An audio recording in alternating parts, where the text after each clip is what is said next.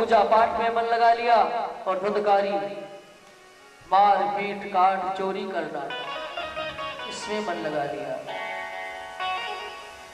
एक दिन धुंधकारी अपने पिता से जबरदस्ती करके घर के सारे बर्तन को बाजार में बेच दिया चोरी करके। पिता बोला तो उनके सामने अकड़ कर खड़ा हो गया, इसमें हमारा हिस्सा है, मेरे मन में जो आएगा सो करूंगा। आज आत्मदेव पुनः रोने लगे। एक बार जब रोए थे जब पुत्र नहीं था, और आज रो रहे हैं क्योंकि धुंधकारी जैसा पुत्र है। मेरे भाई बहन विचार कीजिए, आप ऐसे पुत्र से बिना पुत्र का ही ठीक है। भगवान को अपना पुत्र बना लो। इनके नाते अनेक मानिए सो नाते हैं। कोई भाई मानता है, कोई पिता मानता है, कोई पुत्र मानता है, तो कोई भगवान मानता है, कोई गुरु मानता है, तो कोई शिष्य भी मानता है भगवान को। और भगवान जो जैसे जिससे संबंध रखना चाहते हैं वैसे संबंध रखते हैं भगवान। अरे ये सब ठीक, शत्रु बना लोगे तो भगवान शत्रु बनकर रहने को तैयार है। रावण कंस ने शत्रु बनाया, भगवान ने कहा तुम्हारा संबंध मुझे स्वीकार है। आज बहुत रोने लगे। गोकर्ण जी को दया आ गई। गोकर्ण जी ने अपने पिता को समझाया, पिताजी अब आपको जो करना चाहिए था आपने सब कर दिया, अब इस सब को छोड़ो। इस सब क्या करोगे? प्रपंच है, ये जो शरीर है ये भी अपना नहीं, तो पुत्र किसका, पत्नी किसका, परिवार किसका? इस शरीर की जब भी तक रहे, इसमें जब जो श्वास रूपी परमात्मा है इस श्वास निकल जाए तो कौन कितना दिन तक कितना समय तक घर में रखेगा? घर से लोग बाहर कर देते हैं, और सुबह से दोपहर हो जाए तो कहेंगे भैया बहुत देर हो गया थी, जल्दी करो, जल्दी ले चलो। है? ये शरीर 5 तत्व से बना है ना। छित जल पावक गगन समीरा, पंच रचित यत अधम शरीरा। छित जल पावक गगन समीरा, पंच रचित यत अधम शरीरा। छित जल पावक गगन समीरा, पंच रचित यत अधम शरीरा।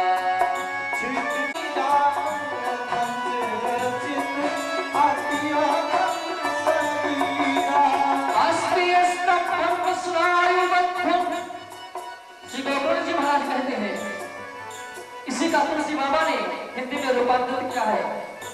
अस्थि स्तंभम स्नायुबद्धम मांस सोड़तो लेपितम, चरण भिन्नत्वं दुर्गन्धं पात्रं गोत्र पुरीश्वर। इसी को तुलसी बाबा ने हिंदी में लिखा। छित जल पावक गगन समीरा, पंच रचित यत अधम शरीरा। छित जल पावक गगन समीरा, पंच रचित यत अधम शरीरा। श्री राम जय राम जय जय राम, श्री राम जय राम जय राम, जय राम श्री राम जय जय राम। सभी लोग गोकर्ण जी महाराज समझा रहे भागवत के अंतर्गत की परमात्मा का भजन है। सभी लोग भगवान का नाम ले। ये नाम लोगे तो आपका 10 गुना होगा। धर्म क्षेत्र कृतम पापम, देखिए होता है, उपनिषद का सूत्र है, शास्त्र कहते हैं हमारे, जानते हो क्या? अन्न क्षेत्र कृतम पापम धर्म क्षेत्र विनश्यति। धर्म क्षेत्रे कृतं पापम वज्रलेखो भविष्यति। अन्न क्षेत्र में पाप करोगे धर्म क्षेत्र में नष्ट हो जाएगा। धर्म क्षेत्र में पाप करोगे तो वज्रलेख हो जाता है। उसी तरह अन्न क्षेत्र में कहीं पुण्य करके आए हो सकता है आपके गलत कर्म से विनष्ट हो जाए कि धर्म क्षेत्र में पुण्य करोगे तो भी वज्रलेखो भविष्यति। ये धर्म क्षेत्र है, यहाँ कथा रूपी गंगा प्रवाहित होती है। इसलिए सभी लोग भाव से श्री राम जय राम जय जय राम, श्री राम जय राम जय जय राम, श्री राम जय राम जय जय राम, श्री राम जय राम जय जय राम, राम जय राम जय जय राम, श्री राम जय राम जय हरि बोल।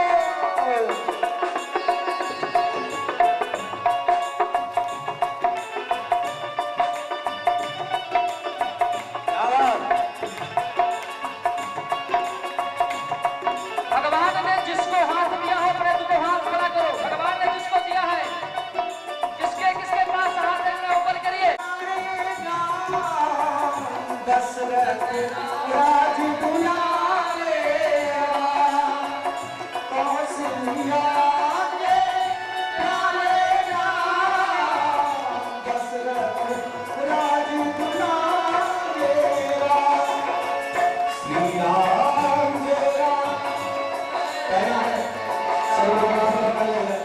श्री राम जय राम जय जय राम, श्री राम जय राम जय जय राम, श्री राम जय राम जय जय राम,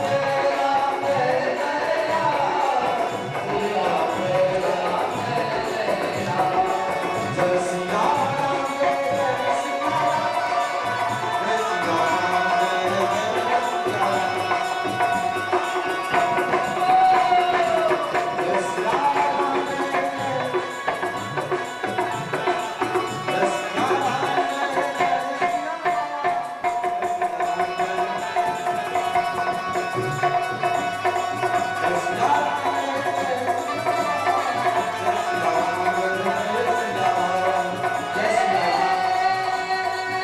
चली हो तब दीन हो लोग भयो मदियारो, ताहि सुदास भयो जग जोगत संकट जाहु सुझाति बताओ, देव नयन करी बिनती तब झाड़ जियो रब कष्ट निवारो, को नहीं जानत है जग में कब संकट मोचन नाम तिहारो, को नहीं जानत है जग में कब संकट मोचन नाम तिहारो।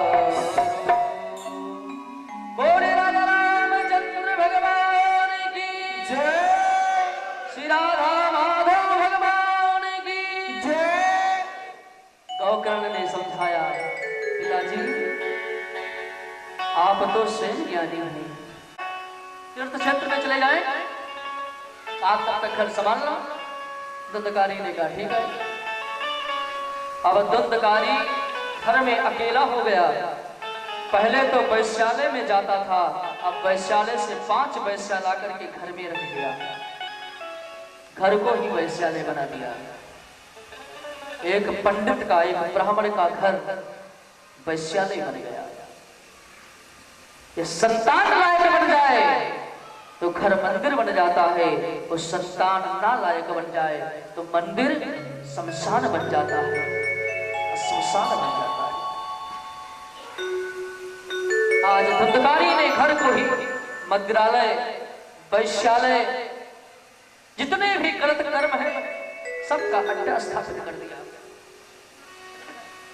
चोरी करता, एक दिन सोचा जाकर के राजघराने में कहीं चोरी करूं जिससे ज्यादा धन मिल जाए, कुछ दिन तक आराम करूं।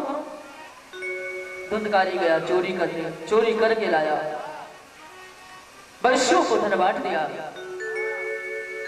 5 वैश्या आपस में विचार करने लगी, देखो बहने किसी ना किसी दिन ये पकड़ा जाएगा, चोरी करने जाता है वो पकड़ा गया तो हमारा भी नाम कहीं ले लिया तो मुझे भी दंड मिलेगा। इसलिए जो इसके पास धन है इसको लेकर के इसको मार करके यहाँ से चल दिया जाए तो अच्छा है। अपने मन में आज विचार कर लिया। धुंधकारी आया, भोजन कराया, पांचों ने सुंदर सुंदर मदिरा का पैक पिलाया। धुंधकारी ने कहा लगता है आज ज्यादा सेवा हो रही है, ज्यादा धन ला करके दिया होना इसलिए। वैश्याओं ने कहा महाराज आप जो कुछ समझ लें, चले विश्राम करें। धुंधकारी अपने विश्रालय में शयन करने जाता है। पांचों वैश्याएं सेवा करती है, कोई चरण, कोई हाथ, कोई सर, कोई पंखा। धुंधकारी ने सोचा वाह जिंदगी, वाह किस्मत, राजे महाराजे की किस्मत क्या होगी। नींद आ गई। जैसे नींद आई ना, पंखा फेंक दिया, रस्सी से ला करके हाथ पैर को बांध दिया धुंधकारी की। तब तक जगह, बोला क्या कर रही हो? बोले थोड़ा सेवा में परिवर्तन कर रहे हैं। अब चुप रहे। तब तक एक ने छाती पर सवार होकर गला डाल दिया। अरे मार ही डालोगी क्या? अब जो समझे, चिल्लाना चाहा तब तक एक ने ला करके जलता हुआ अंगार मुंह में ठूस दिया धुंधकारी की। कुछ क्षण छटपटा करके, तड़प करके धुंधकारी जय जय सिया राम हो गया। और पांचों धन लेकर के यत्र तत्र चली गई। गोकर्ण को पता चला। गोकर्ण ने सोचा ठीक है, मौत किसको रोक पाई है, एक दिन तो जाना सभी को है। कोई अच्छा कर्म करके जाता है, कोई गलत कर्म करके जाता है। आया है सो जाएगा, ये मृत्यु लोग कहे ना, आया है सो जाएगा,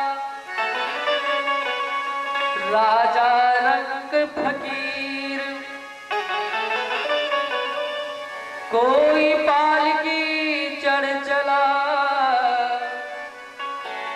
तो कोई बंधा जंजीर। यहां से तो जाना सभी को है ना,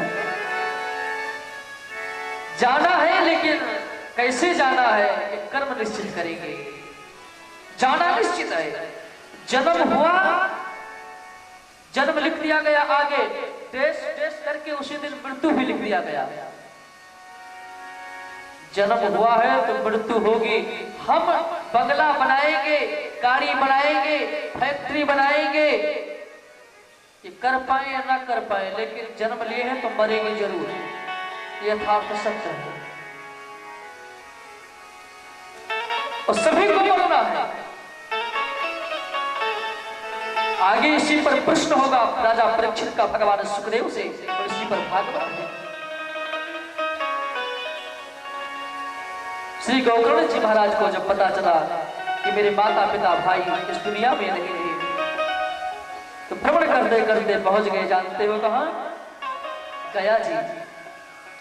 गया मगह दिखती रथ जैसे। गया तीर्थों में बहुत विख्यात तीर्थ है। वहां पर जाकर के श्राद्ध किया, ये पिता के नाम, ये माता के नाम, ये मेरे भाई धुंधकारी के नाम। श्राद्ध करके ब्राह्मण भोज इत्यादि जो कुछ भी वहां की व्यवस्था होती हो सबको कराया। उसके बाद भी सोचा चल करके अपना एक बार जन्मभूमि घूमना चाहिए, क्योंकि जन्मभूमि स्वर्ग से भी बढ़कर की होती है। चल करके दर्शन किया जाए। तो आकर के आते आते रात्रि हो गई, तो सोचा दिन में किसी रात्रि में किसी को जगाना ठीक नहीं, चल करके घर में विश्राम करते हैं, सुबह सबसे मिलेंगे गांव वालों से। आकर के देखा तो घर बहुत गंदा था, कचड़ा था, थोड़ा सा सफा करके सो गए।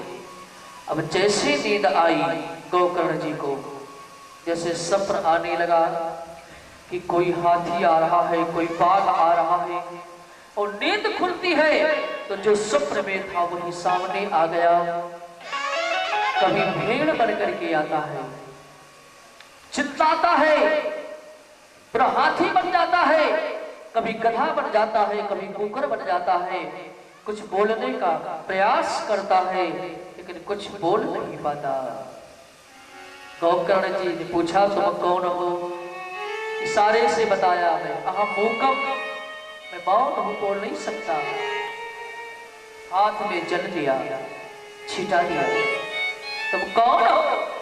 तब तो फूट फूट कर रोने लगा, आवाज लगा दिया अहम भ्राता तदीयोस्मि धुद्धकारी पिनामता स्वकीयेनेव दोषेण ब्रह्मत्वं नाश्रितं मया।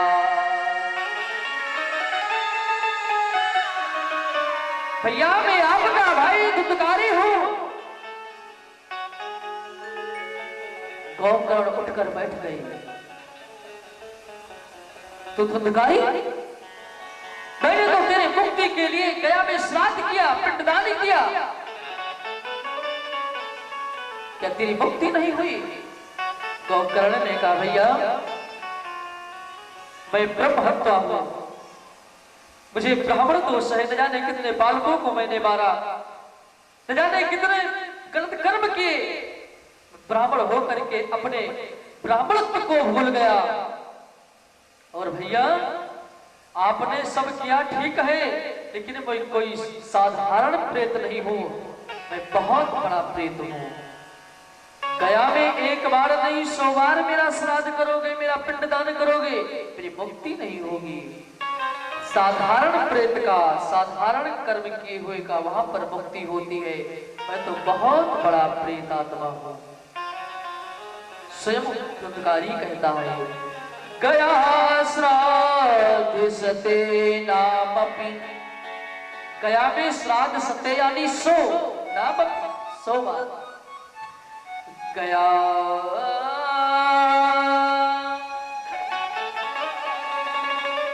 गया श्राद्धे तिनावे सते नामपि मुक्त में न भविष्यति। गया में 100 श्राद्ध करोगे, अपनी मुक्ति नहीं होगी, क्योंकि मैं बहुत बड़ा आताताई प्रेत बना हूं। मेरे मुक्त होने का कोई मार्ग निकालो भैया। मैं जहां जाता हूं वहां से मैं मारकर भगाया जाता हूं। मेरी आत्मा इस जगह पर भटकती है, मुझे कहीं आश्रय नहीं मिलता, मुझे कहीं खाने को भोजन नहीं मिलता। मेरी मुक्ति के लिए कोई उपाय करो। गोकर्ण जी की नींद उड़ गई। कहा अभी तुम जाओ, मैं तुम्हारे मुक्त होने का उपाय सोचूंगा। वो धुंधकारी चला जाता है। सुबह हुई, गांव लोग आए, स्वागत किया गोकर्ण जी का। भैया तुम कहाँ चले गए थे? तुम्हारे घर में क्या क्या अनर्थ हो गया, क्या क्या हो गया, तुम्हें पता नहीं? गोकर्ण ने कहा भैया मुझे सब पता है। और गोकर्ण ने कहा यहाँ पर जितने विद्वान समाज है, ब्राह्मण समाज है, सबकी गोष्ठी करो, सबसे मैं कुछ पूछना चाहता हूं। सभी लोगों ने दौड़ लगा करके जो अच्छे अच्छे विद्वान थे सबको बुलाया। विद्वानों के सामने हाथ जोड़ करके गोकर्ण ने कहा महाराज आप सभी लोगों ने पढ़ा है, मैं भी जानता हूं कि गया में पिंडदान करने से जीव की शांति हो जाती है, जीवात्मा को शांति मिल जाती है, मुक्ति मिल जाती है। मैंने अपने माता पिता भाई के आत्मा की शांति के लिए किया, मेरे माता पिता तो मुक्त हो गए, लेकिन मेरा भाई श्राद्ध कर्म करने के बाद में भी बहुत बड़ा आताताई प्रेत बना है। उसके मुक्ति के कोई साधन बताओ, कोई उपाय बताओ। ब्राह्मण लोग मूक हो गए, मौन हो गए। क्या बता दिया जाए? ब्राह्मणों को प्रणाम करके भगवान भास्कर को प्रणाम किया कि हे प्रभु, तुभ्यं नमो जगत साक्षी, आप ही जगत के साक्षी हैं, समस्त कर्म के आप साक्षी हैं, आप ही कोई उपाय बतावे। सूर्य भगवान ने आकाशवाणी किया, श्रीमद् भागवतान मुक्ति सप्ताह वाचनम कुरु। श्रीमद् भागवत सप्ताह ज्ञान यज्ञ करो, अपने भाई की मुक्ति के लिए उन्मुक्त हो जाएगा। अब तो करना ही क्या था। गोकर्ण जी महाराज स्वयं वक्ता बने, स्वयं विद्वान हैं, आचार्य हैं, ब्राह्मण हैं, स्वयं आचार्य बनकर के व्यास गादी पर बैठे। और जब लोगों ने सुना कि कथा हो रही, बड़े बड़े संत परमहंस दौड़ पड़े कथा सुनने के लिए। और एक 7 काठ का बांस गड़ा हुआ था। देखिए, गोकर्ण ने जानकर नहीं गाड़ा था। कुछ लोग कहते हैं गोकर्ण ने गाड़ा था, नहीं, भागवत कहती है गोकर्ण ने उस 7 काठ के बांस को गाड़ा नहीं था, अभी तो पहले से गड़ा था। सब लोग आकर के कथा पंडाल में बैठ गए, लेकिन प्रेत आत्मा यानी वायु स्वरूप ही होने का कोई शरीर तो होता नहीं। कब कहां प्रविष्ट हो जाए, कब कहां चले जाए, कोई पता नहीं है। लेकिन इनको भी ठहरना हो तो कोई स्थान चाहिए। इसीलिए लोग कहते हैं ना कि फला वाले पीपल वृक्ष पर परमदेव बाबा रहते हैं, क्योंकि जानते हैं कि वो वहां पर रहेंगे, उनको ठहरने का स्थान चाहिए। तो वो आकर के धुंधकारी प्रेत आत्मा से उस बांस में प्रविष्ट हो गया। स्वयं वक्ता बनकर के संकल्प लिया, अहम व्यास स्वरूपस्य गोकर्ण मम भ्राता धुंधकारी मुक्ति हेतवे सप्ताह ज्ञान यज्ञ श्रीमद् भागवत कथा अहम करिष्ये, मैं कर रहा हूं। और कथा चलने लगी। कहते हैं एक एक दिन में एक एक गांठ फटती हुई चली गई, और 7 दिन में 7 गांठ फट गई। वैष्णवं ब्राह्मणं मुख्यं श्रोतारं परिकल्पयश्च एवं 7 दिनश्चैव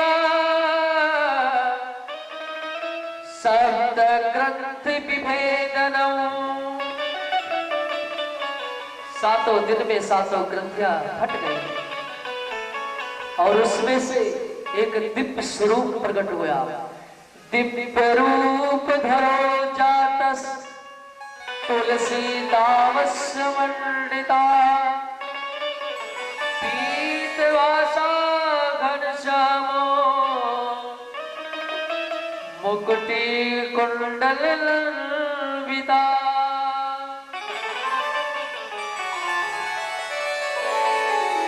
पीतांबर धारण की हुई, तुलसी की माला पहने हुए, चतुर्भुज रूप से एक दिव्य पुरुष प्रकट हुआ। गोकर्ण ने पूछा, भैया तुम कौन हो? हंसते हुए कहा, भैया तुमने पहचाना नहीं? मैं वही तुम्हारा भाई धुंधकारी हूं, जो उस दिन रात्रि में मिला था इस रूप में। हाँ, इससे कैसे तुम्हारा परिवर्तन हो गया? तो धुंधकारी चतुर्भुज रूप से सुंदर भेष धारण हुए कहता है, जानते हो क्या? धन्या भागवती वार्ता प्रेत पीड़ा विनाशनी, सप्ताहोक्त तथा धन्य कृष्ण लोक फल प्रदा। कि मेरा कोई प्रभाव नहीं है, ये तो श्रीमद् भागवत की कृपा से सुन करके मैं इस रूप को पाया हूं। तो धन्य है भागवती कथा, धन्य भागवती वार्ता, धन्य है भागवत की कथा। दुदगारी कहता है जिसने हम जैसे जीव को भी तार दिया, हम जैसे जीव को मुक्त कर दिया। और तब तक विमान आता है, भगवान के पार्षद आते हैं, धुंधकारी बैठता है, भगवान के लोक चले जाते हैं। वहां के श्रोताओं ने प्रश्न किया भगवान के पार्षदों से, भैया कथा तो हम लोगों ने भी सुनी, फिर मुक्ति इसी की क्यों?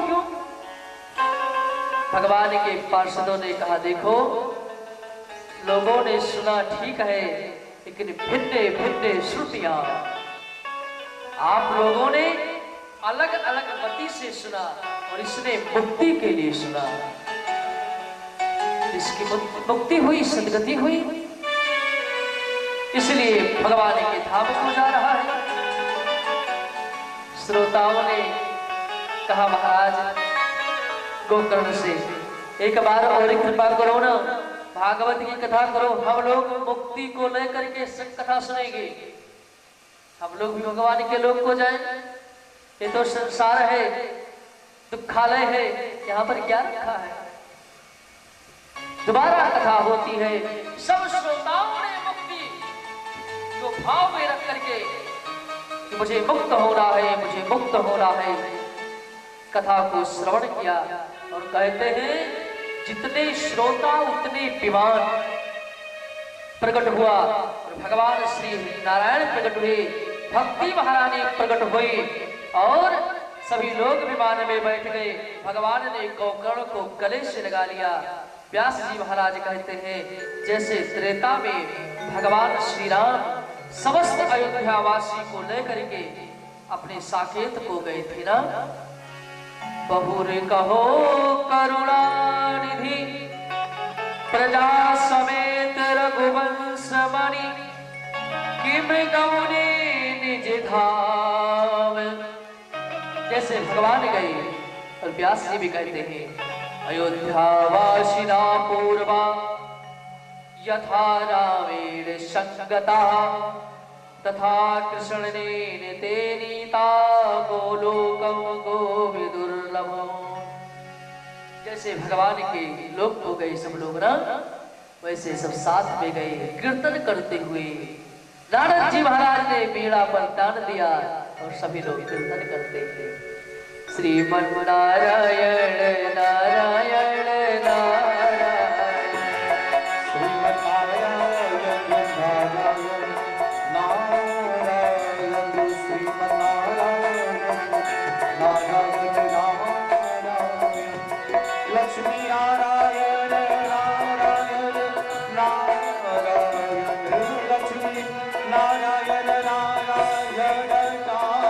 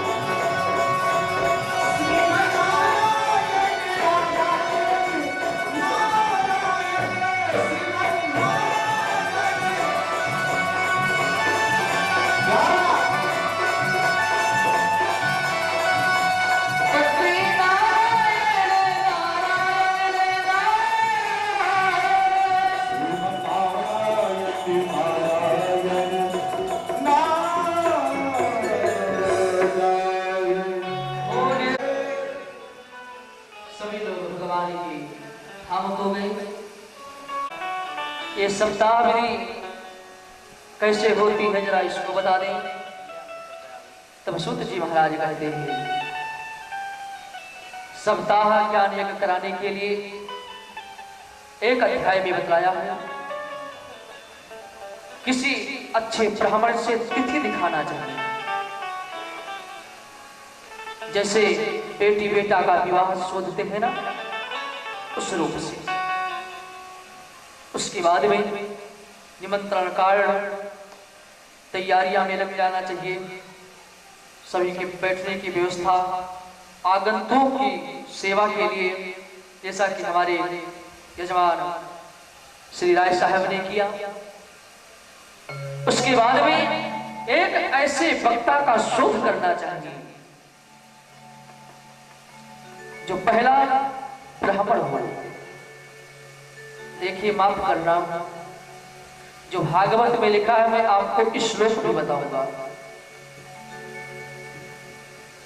लेकिन आजकल लोग भागवत को खिलवाड़ बना करके रखे हैं। श्लोक वही है, गाथा वही है, चरित्र वही है, लेकिन आज क्यों मनः चित्तैहि शांति वहा।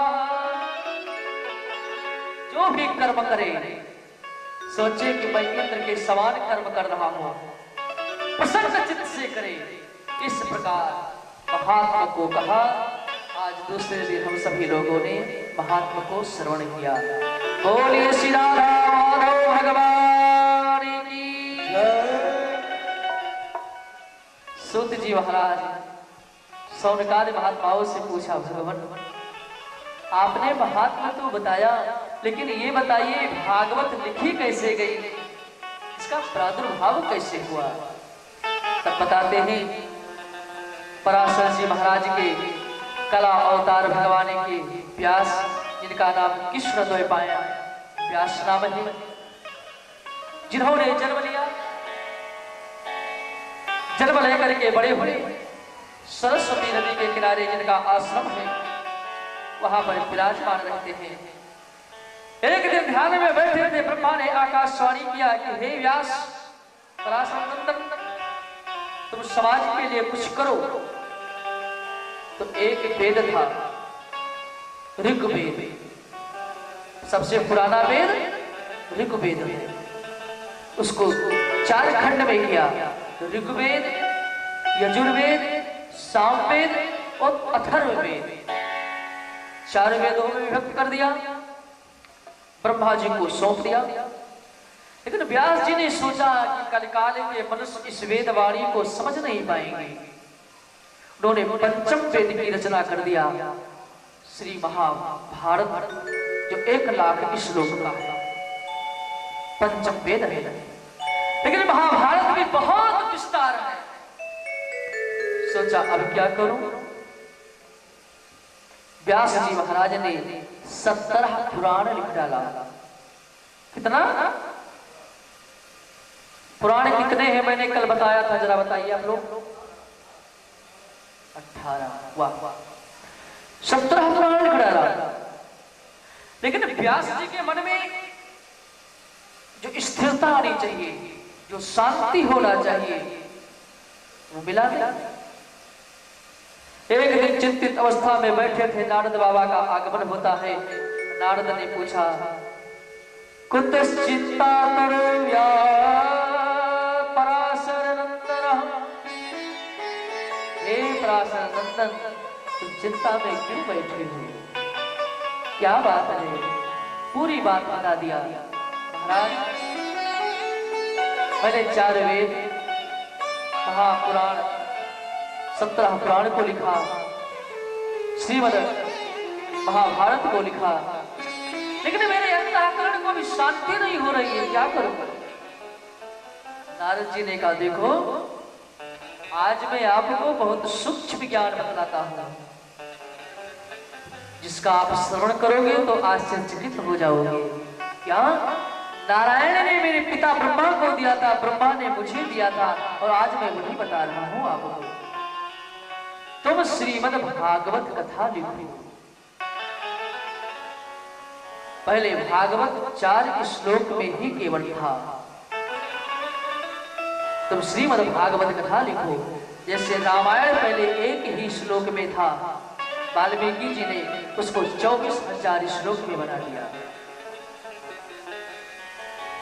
व्यास जी ने कहा महाराज ये हो जाएगा मुझसे, क्योंकि मेरी अवस्था भी थोड़ा सा जर्जर हो चुकी है, मैं क्या करूं। नारद जी महाराज ने कहा देखो, भगवान के ऊपर आस्था, भगवान की कृपा के छत्र छाया के नीचे रहो, सब कुछ हो जाएगा। मुझे देखो, मैं पहले दासी पुत्र था, लेकिन संत और भगवंत की कृपा से आज मैं नारद बना तैयार हूँ, हमेशा भगवान का गुणगान गाता हूँ। ऐसा कह करके नारद जी चले गए और व्यास जी महाराज अपने सम्यक परास आश्रम में बैठ करके भगवान गजानन को याद किया। भगवान गणेश लेखनी लेकर के बैठ गए, लिखने लगे। व्यास जी महाराज बोलते गए और लिखते चले गए। गणेश जी महाराज ओ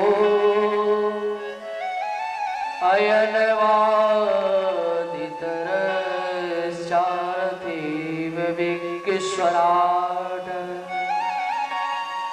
तेने ब्रह्म हृदयं ययादि कवये मुह्यन्तो यत् सूरया तेजो वारिमृदां यथा विनिमयो यत्र त्रिसर्गो मृषा भावनाशनेन सदा निरत कुहुकं सत्यं परं धीमहि। ये भागवत का प्रथम श्लोक, इसमें वंदना सत्य की हुई है। जन्मादस, जिसके जन्म का कोई पता नहीं है, आदि नहीं है, यादि अंत को पार न पावा, मत अनुरूप निगम यश गावा। आदि अंत को न पावा, मति अनुरूप निगम गावा।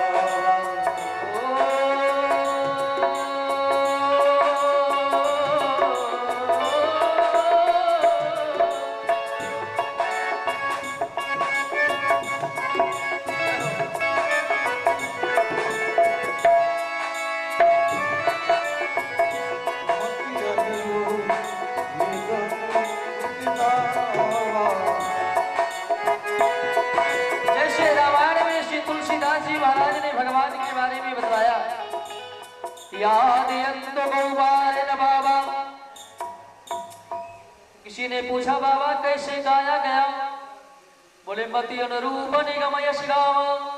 निगम यानी वेद, अपने मति के अनुरूप वेद ऐसा गाते हैं।